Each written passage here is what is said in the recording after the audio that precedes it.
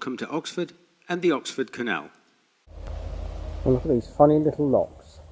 After a week of being spoilt with electronic locks and lock keepers, now we've got to do it all ourselves.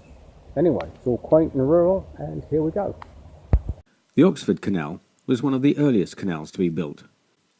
Its chief engineer was James Brindley, and was built at a time when labour was cheap but engineering was expensive. The result was a contour canal that winds its way through some pretty countryside and with not too many locks. There are also lots of wooden lift bridges, as these were much cheaper to build than fixed brick ones. Before setting off, I had a quick look around Oxford. One of the first people I met was Matthew. He proved to be a useful source of tourist information. I started off at Christ Church College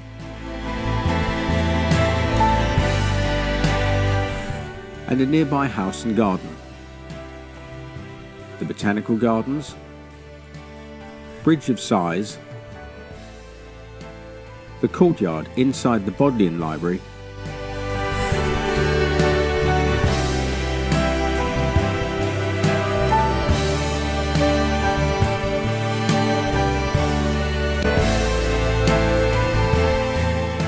with its statue of William Herbert Bodleian.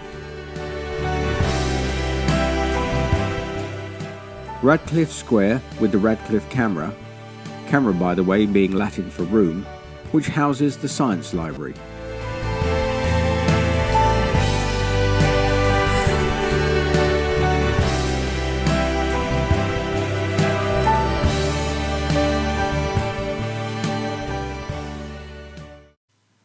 Our actual journey starts at Isis Lock, which rises boats up from the River Thames onto the canal. Some of the drab concrete bridges have had murals painted on them. Moored near us were Steph and Mike from Malden in Essex on their tug Raven. Well, today we are saying cheerio to Oxford and starting our journey north up the Oxford Canal. It's been a while since I've had to do some locks on my own, so I've dug out my trusty windlass and we'll see how we get on. See you later. Bye.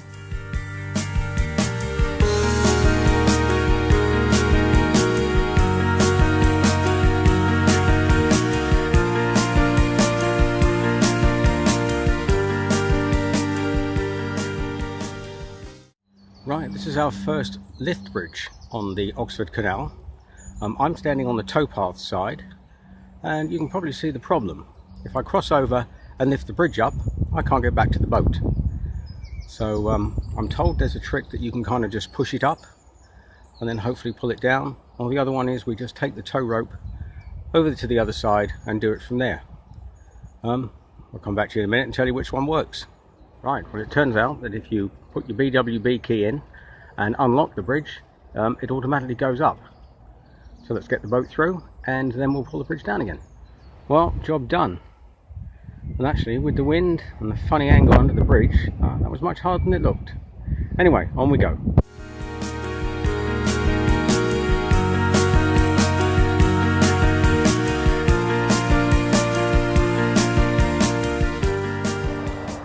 That's the entrance to Duke's Cut, which is the alternative way to get across the River Thames.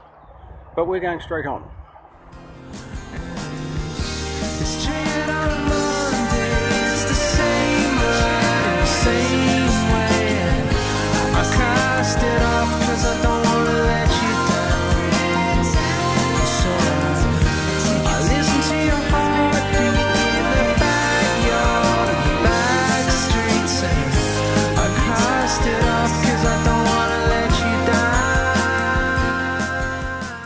Well, this is quite a deep lock, random lock this one is.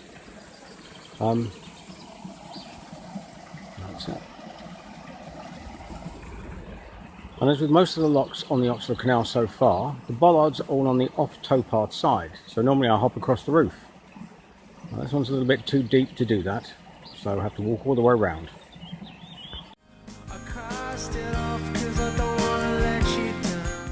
Early on we came to the picturesque village of Thrupp. In reality, it's just a row of pretty Canalside cottages, and of course a pub.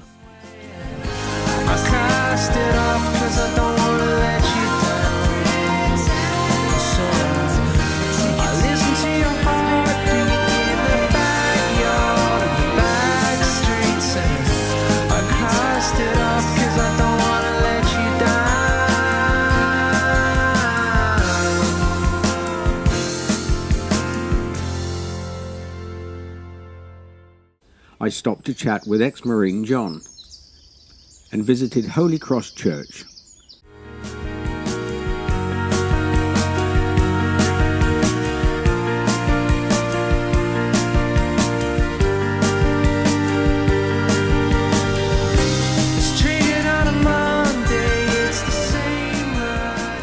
Well, how gorgeous is this? We're out in the open countryside, field of cows, and this is Northbrook Lock, isolated and in the middle of nowhere.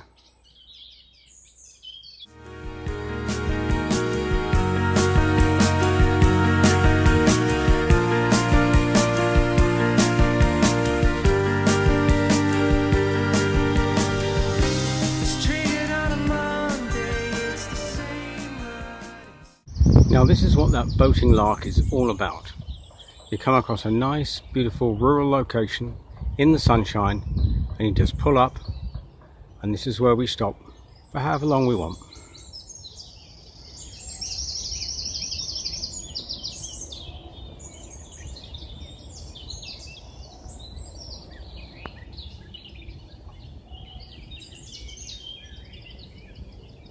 Right, for this section of the canal, we are now on the River Cherwell. We've just come through a lock with a notice board that tells you whether you can go onto it or not, depending on whether the river's in flood. We got the green light and we're through and we're on our way. See you later. We're leaving the River Cherwell and back onto the Oxford Canal. That's where it goes down there. And we're heading on up here to this next lock. Right, well we're at Baker's Lock, where I've caused all sorts of havoc because I couldn't get into the lock because my boat kept getting stuck on the sill. We tried for half an hour, that hasn't worked. I've backed out. Another boat's gone in and they've managed to get in, so that's good news. So we're going to empty the lock again, see if that's sorted things out, and I'm going to have another go. Let's see how it goes. Let's see how it works this time. Our next stop was the village of Lower Hayford.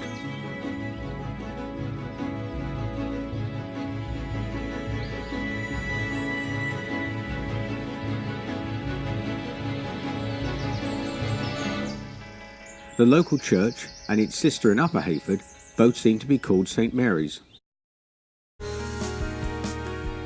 Approaching Somerton Deep Lock.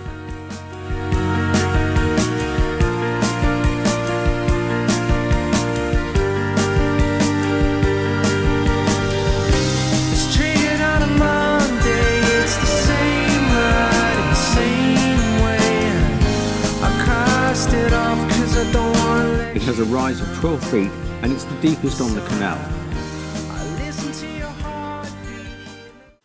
The canal continues to Ironhoe Wharf. Here we finally caught up with Jock and his partner Katie and topped up with Diesel. We also found a lot of animals waiting to cross over the canal.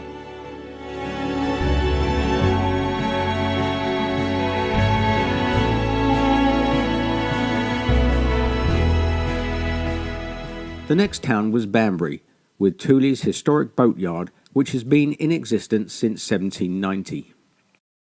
There's also Banbury's famous cross and a statue of the White Lady on her fine horse. We next stopped at the pretty village of Cropredy, where I met John on his boat Anzio. Finally, we climbed the 5 locks at Claydon to reach the summit of the canal. The Church of St James the Great in Claydon has an unusual design, with parts of it dating back to the 12th century. Along the summit, you can get quite disorientated as the canal winds back and forth following the contours of the land. Before we got too dizzy, we moored up next to the blacksmith boat.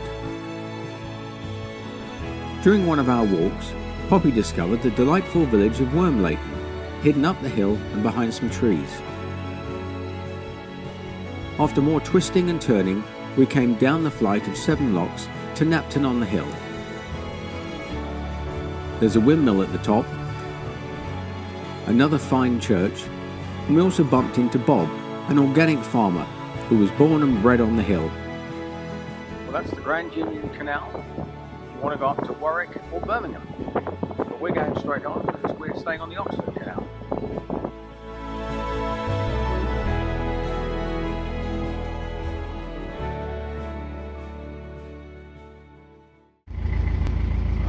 the junction at Braunston coming up. Right takes us onto the Grand Union and down to London. And left, which is where we're going, is the Oxford Canal North Branch, if you like, and that goes up to Rugby and Coventry. I was too busy filming and made a complete mess of that one. Anyway, here's Braunston.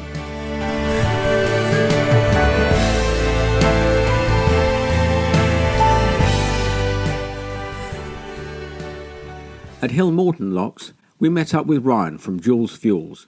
He's normally to be found on the Grand Union Canal. He was meeting up with Jules and Richard, who were at the other pair of boats, and they were all heading off to Wolverhampton to collect about 100 tons of coal.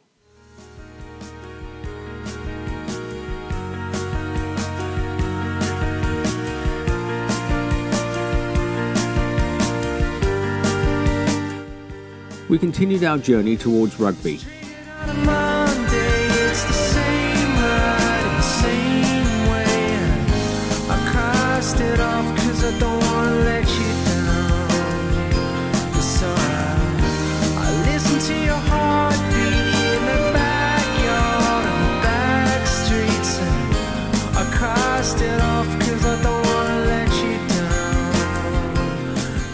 Here you start to see some of the changes made to the canal when it was straightened out in the 1820s. There's the new Bold Tunnel,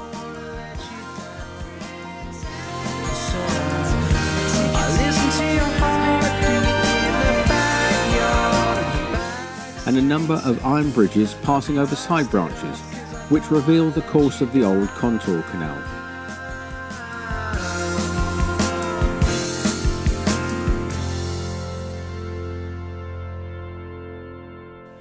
We moored for a while at Brinklow, which has some great views from the summit of the earthworks at Brinklow Castle. I also met Lisa from Chelmsford and John, one of the CRT volunteers. Finally, we reached the end of the Oxford Canal.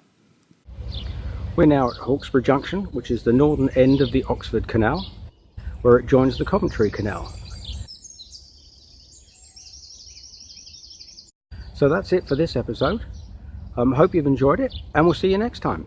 Cheerio!